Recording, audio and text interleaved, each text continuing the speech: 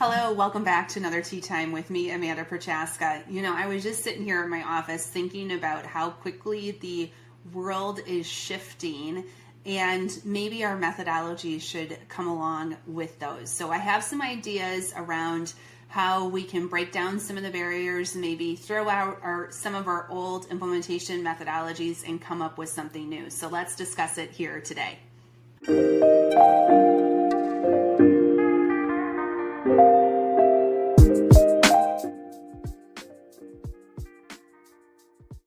All right, so for those who've been around for a while and doing technology implementations, there's usually two kind of approaches, the agile approach and the waterfall approach. And while some people say they do agile implementations, we actually don't see that all that often within the procurement space, where most of the implementations are a waterfall approach, at least of some of the legacy applications and technologies.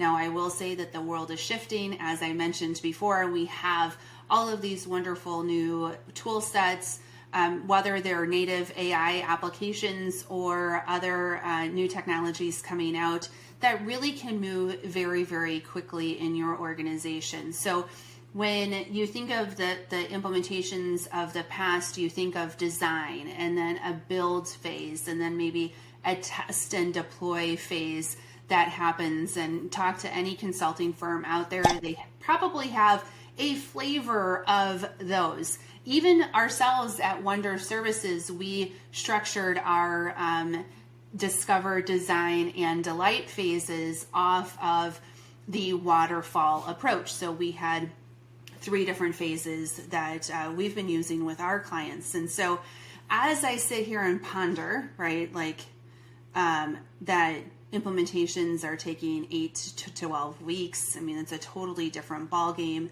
And the way that these technologies are structured, a lot of them are learning along the way. So you're training a system to do what you need to do. So it's not just like, I'm going to go through a test phase to see if my configuration works. No, you're actually needing to train it, needing it to learn. You need to maybe tweak things here or there. Maybe you understand that some of the underlying data is feeding incorrect information or false information into the analysis. So I think there's a need to change how we're approaching these phases. And I have a couple of ideas for you today. I would call it the 5D of AI implementation, the 5Ds, okay? So first of all, I think there's always going to be a discover phase. So when you're bringing in a technology and maybe an implementation partner, they are going to be asking you questions like, what do you want from this? And we call it mission and measurement. Like, what is your vision? How are you going to measure it? What's been done in the past? What architecture do you have today? What are the watchouts in the organization? What's the scope? All of those questions would be answered in the discover phase. I think that's probably going to stay as the first part of whatever project you might be working on. Okay. The next phase is design. And this is where you actually, especially with agentic AI, you're going to need to understand what you want that process to look like. And it's just not a configuration checklist, like a high-level technology configuration. This is actually understanding how is this agent going to make a decision? What does that look like? And what happens if it doesn't have the information to make that decision? What's the next step from there? I see design becoming a lot more robust, and a decision finally can be made within organizations what you want your process to be. I'll give you examples of the legacy, I shouldn't say old, that makes me feel old, but the legacy source or pay systems where you literally, and I've done this before when I worked in corporate and with my clients, you literally had to take your process and change it to conform to the technology. Nowadays, you don't really need to do that. You can reimagine what your process should be, or you can say, I like my process, I'm just going to design it into the tool. Or you could say in design, I have no freaking idea what our process is. Maybe we should figure that out. All of that is going to happen in your design phase, where you actually build out detailed process flows of not only the happy path, but when things go wrong, what is going to happen. In that design, you should also be talking about where your quality controls are, where your SOX controls are, what type of data is going to be needed for that transaction to happen, what type of data privacy do you need to have. And I'm publishing other videos on those topics, so I'm not going to go into a lot of detail there, but there's going to be a lot that goes into design. I see the design phase maybe getting a little bit heavier than a configuration checklist, like what happens today for the most part. Okay, so then the next one is what I'm calling develop. This is where, now if you think of like agentic AI, or if you even just think of like chat box, where you're building a knowledge base, you're going to have to develop the technology, which is kind of an interesting topic. Like, we've never had to do that before. So what are you going to do to train the system? And this is the phase where you do that. Developing, think training.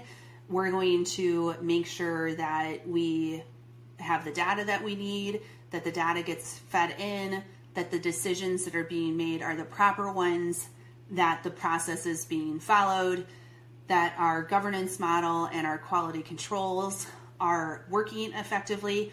This is where you go in and you do all of that work. Okay? It's a very interesting phase. It's not really testing, although you are doing some testing, like you're trying to get to a result, but you are equally training the system to do what you need it to do. Okay.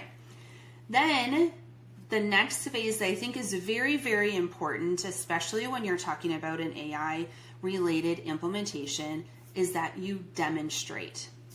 Demonstrate would be that you can do a pilot program to make sure that you're not getting false positives, or you're not getting other information that maybe shouldn't be shared out, that you have the proper controls, that it's giving the right answers, and it's taking the right actions.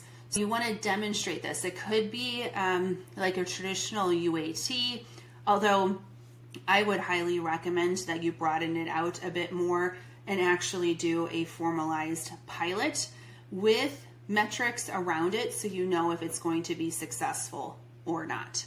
Get a little bit of a broader group than maybe what a UAT would traditionally do, and you demonstrate the capabilities and what you have built, seeking feedback on if it's giving the right results. Okay?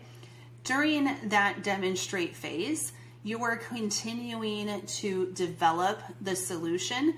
Maybe in the pilot, they're teaching it something that you didn't know before to teach it. So it's kind of goes hand in hand, but that is the demonstrate phase. Now, my particular favorite phase is delight. And delight is actually where you do a full deployment of the new solution.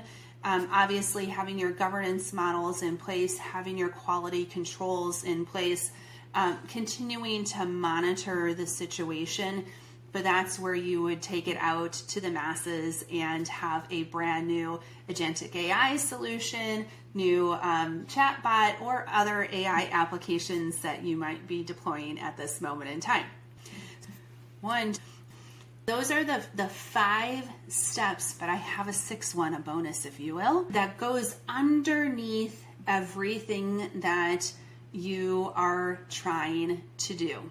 I call those drivers. It's not an implementation step necessarily, but it is a foundation of the implementation. And particularly for AI, I'll call out 2 drivers that you need to make sure that you have at all times. One is change management. And think of change management like people are getting used to more and more to use AI applications. People think it's really cool at times. However, depending on the AI application, like agentic AI, you might actually be replacing core functions of someone's role.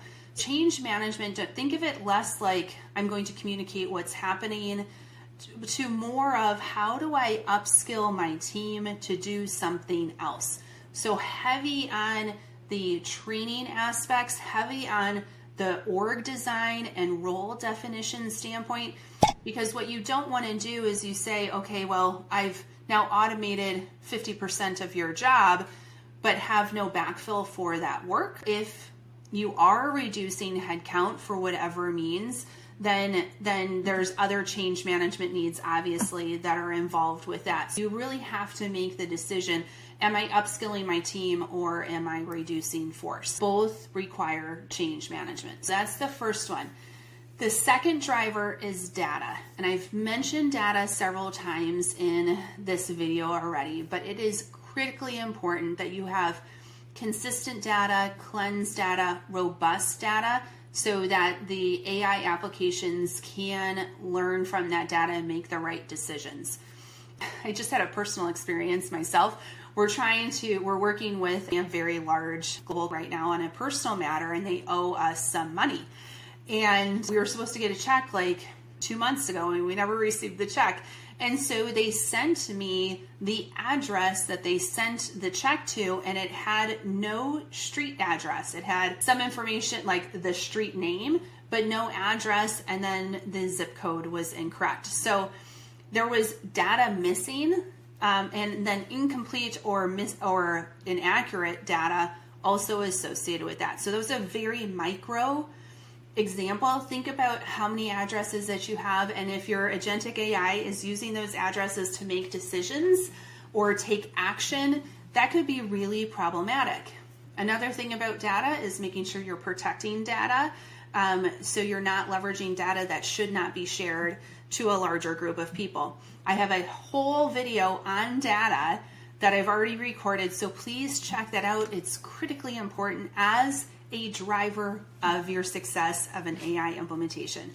So in summary, let's go back through the 5. So we have discover, design, develop, demonstrate, and delight. And then you have your drivers underneath of building that foundation for everything to hum really, really effectively for your AI implementation. So I hope this video takes you out of the landscape of the waterfall.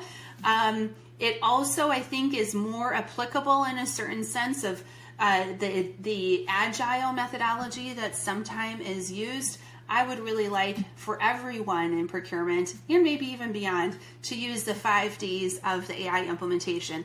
If you have any questions about this, please feel free to reach out to me either through this platform on YouTube or on LinkedIn.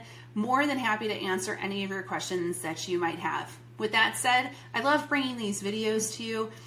Hopefully we can learn faster by sharing information and value like this. If you like the video, hit the like button and subscribe. We love to keep these going for you. So until next time, cheers, and we will be back.